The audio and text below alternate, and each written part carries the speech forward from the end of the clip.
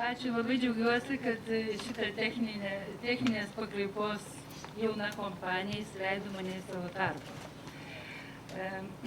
Esu nuo 5 metų ir netyčia pataikiau tiesiai mėnesį praėjus nuo Blogas LT sukūrimo. Labai apsidžiaugiau, nes mano tikslas buvo išmokti daryti puslapį. Galvoju, ačiū Dievui, lietuvių kalba, prieinamų būdą sužinosiu, kaip daromi šitie dalykai. Esu kompiuterio vartotojas kokie, 3 metai.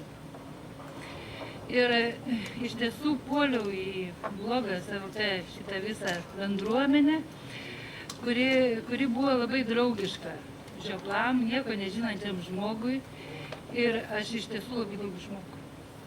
Aš nežinau, ar kas yra atsivertęs mane iš čia esančių, bet aš nesu technokratas, bet laikau save labai techniškai daug technikos vartojančių blogų, daug technikos. Esu galbūt toks daugiau paveiksliukų mėgėjas, nesu toks išgrynintas, skaičiukai, raidytės ir taip toliau, nors žaviuosi tais gražiais blogais taip pat.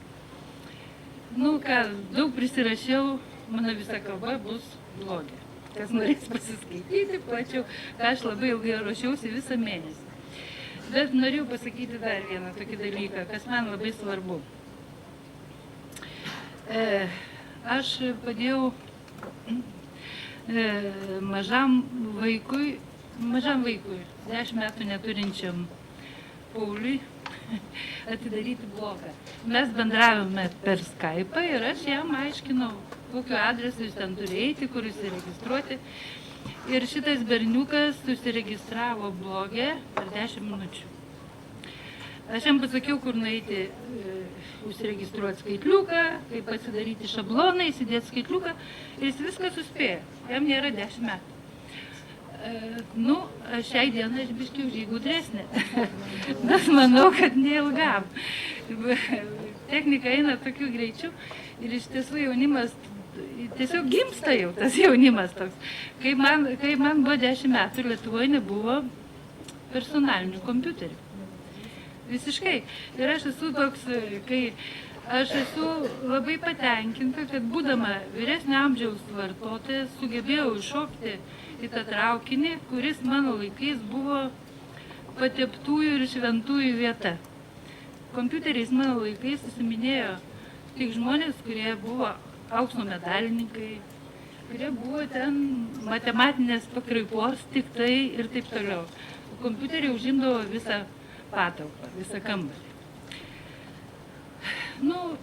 Aš ir darbę dirbu jau dabar su kompiuteriu, gyvenimas privertė, bet kad tapsiu jo vartotoju, kad galėsiu rašyti, vadinasi, kažkokį kulinarinį savo puslapį virtuviai arba kažkokį draugų pasikalbėjimo, pasidraugavimo.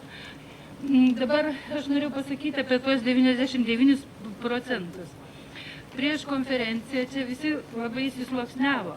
Staiga paaiškėjo, kad mus galima suskaičiuoti. Vieni yra tokie, kiti tokie ir staiga visi susisluoksniavo. Man Blogas LT ir buvo tai įdomus, kad čia yra tas bendras katilas, kuriame tu labai gerai gali jaustis. Visai nieko nežinodamas, būdamas žioplas, nueiti pas Gudrą, pabendrauti, išmokti, grįžti atgal ir kažkaip tai tokiu būdu tobulėti. Kad čia nebuvo to kažkokio kastinio. Ir daugelis žmonių čia gerai jaučiasi iš tiesų. Ne tai kaip, pavyzdžiui, ten technokratai ir kaip menininkai, fotografai turi savo blogus. Yra tokie ir tas ateina į Lietuvą. Ir aš tikrai, man būtų gaila, jeigu Blogas LT irgi įsisluoksniuotų. Dalis išeitų ir jų neliktų. Man asmeniškai būtų gaila. Nes buvimas tas kartu labai daug duoda visiems. Aš gyvenime niekur nesutikčiau tokių draugų, 10-mečių, 15-mečių, kurie ateina pas mane ir sako, teta, padėk man įsidėti ant tokį paveikslėlį ar dar kas. Ir panašiai. Aš jau irgi galiu kažką pamokyti ir aš turiu žmonės, pas kuriuos aš galiu mokytis. Aš turiu draugą Aleksandrą, kuris mane išmokė, mane tiesiog gelbėjo iš tokių, mano tokių nepagal amžių padarytų žingsnių, ir buvau įsipainiojusi net į bankinės kažkokias dalykų, tiesiog traukė mane iš tokių situacijų, kad internetinių bankų, taip sakant.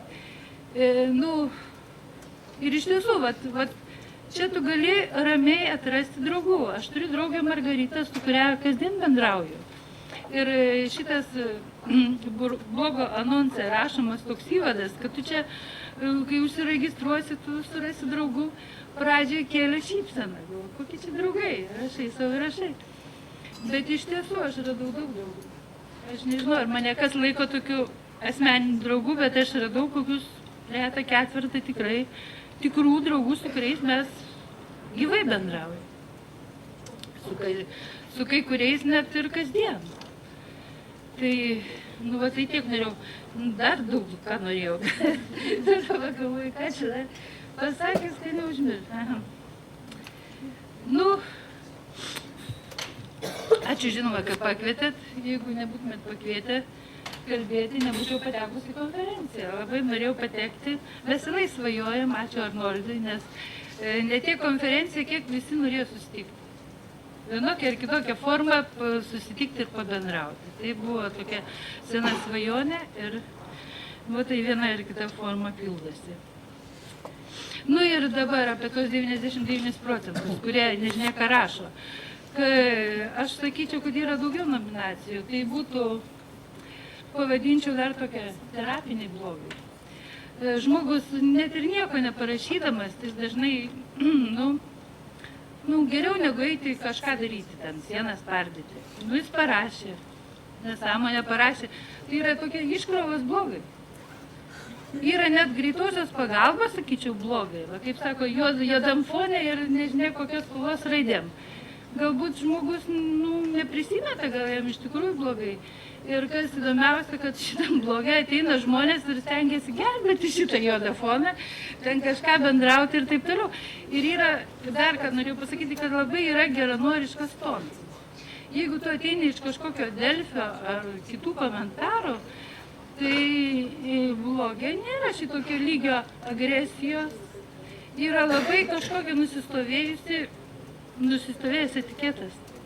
Yra pakankamai mandagus bendravimas ir, sakyčiau, geranoriškas. Ir jeigu tau nepatinka, tu praeini pro šalį.